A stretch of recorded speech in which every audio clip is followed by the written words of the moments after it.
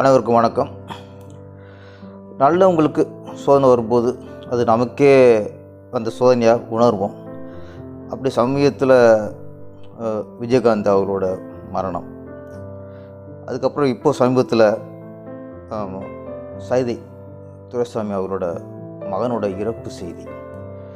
நான் சைதையார் அவர்கள் மிகவும் நல்ல மனம், உதவும் குணம், சேவை செய்வதில் சளைக்காமல் சேவை செய்கிறவர்.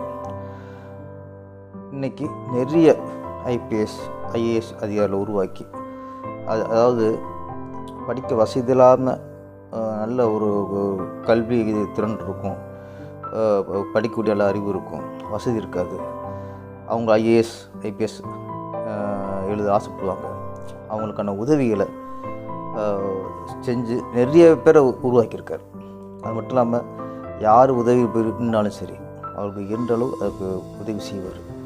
ஒரு வாழ்க்கையே இந்த மாதிரி உதவி செய்கிறதே கழிச்சிட்டு வந்தார்.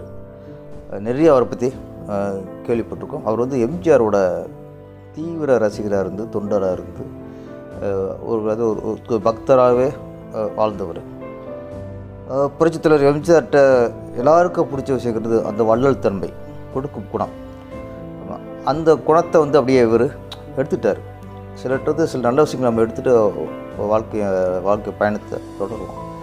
மாதிரி புரட்சித் தலைவர்கிட்ட ஒரு அந்த உதவும் குணம் அதை அப்படியே எடுத்துகிட்டு ஃபாலோ பண்ணார். இது வரைக்கும் அவருக்கு அரசியலில் சரி, வெளியிலும் சரி, அவருக்கு அவ்வளவு நல்ல பேர், எங்கேயும் அவருக்கு கெட்ட பேர் இருக்குல்ல. மனிதநேய அறக்கட்டளை மூலிமா அவ்வளவு உதவி பண்ணியிருக்காரு.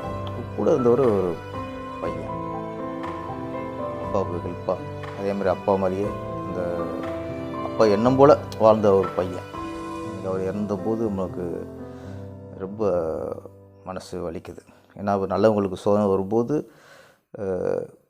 எல்லாருக்குமே அது ஒரு மன வலி இருக்கும்.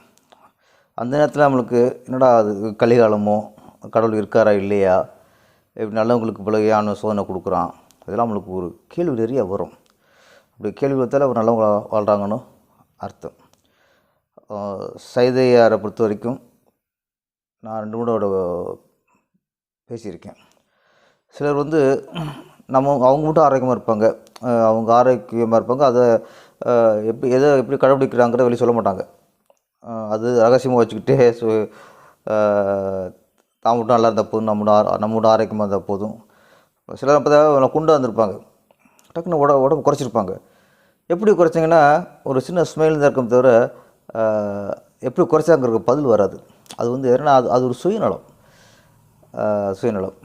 ஆனால் சைதை துரைசாமி அவர்கள் நம்மகிட்ட பேச கொஞ்ச நேரத்தில் கூட உடல் ஆரோக்கியத்தை பிடிச்சிக்கிறது, அவர் எப்படி ஆரோக்கியத்தை கடைபிடிக்கிறாருங்கிறத வச்சு எப்படி உணவுன்றது, காலையில் என்ன உணவு, மதியம் என்ன உணவு, எந்த வகையான உணவுகளை சாப்பிடணும் அப்படின்னு இப்போ அந்த பலனை பேசுகிற கொஞ்ச நேரத்தில் அவ்வளோ விஷயங்களை சொல்லுவார். அது காரணம் நம்ம அடையிற பலனை பிறரும் அடையணும் அப்படிங்கிறது தான். அப்படிப்பட்ட மனுஷனுக்கு இன்றைக்கி பெரிய சோதனை. ஆனால் அவர் மகனை தகனம் பண்ணிவிட்டு எனக்கு ஒரு மகன் போயிட்டானா, இன்றைக்கி நிறைய மகன் இருக்கான்ட்டு வார்த்தை சொன்னால் கூட அவருக்கு ஆறுதல் அப்படி சொல்லிக்கலாம். இருந்தாலும் அவரால் உதவிப்பட்டவர்கள், அவரால் உயர்ந்தவர்கள், அவருக்கு கண்டிப்பாக அவர் சொன்ன மாதிரியே அவருக்கு ஒரு உறவாகவும், மகனாகவும், மகளாகவும் பக்குவலமாக இருக்கணும். இந்த காலத்தில் நன்றி என்கிற வார்த்தைக்கு தான் இன்றைக்கி அர்த்தம் இல்லாமல் இருக்குது. நிறைய நன்றி மறக்கிறவங்க ஜாஸ்தியாக இருக்காங்க. அப்படி இருக்கும்போது தான் நல்ல மனிதர்கள் பலர் காணாமல் போயிடுறாங்க. சைதையார் இருக்கலாம், அவரால் உதவி பெற்றவர்கள் சரி, எல்லாருமே அவருக்கு ஒரு பக்கபலமாக கூட இருந்து ஒரு ஆதரவாக இருக்கணும். என்ன தான் அவர் பேசினா கூட மனதளவில் ரொம்ப அவர் சோர்ந்திருப்பார். ஆண்டவன் அவருக்கு ஒரு தைரியத்தையும் மீண்டும் அவருக்கு மனோபலத்தையும் கொடுக்கணும்னு எல்லாம் உள்ள ஆண்டவனை வேண்டுகிறேன். நன்றி, வணக்கம்.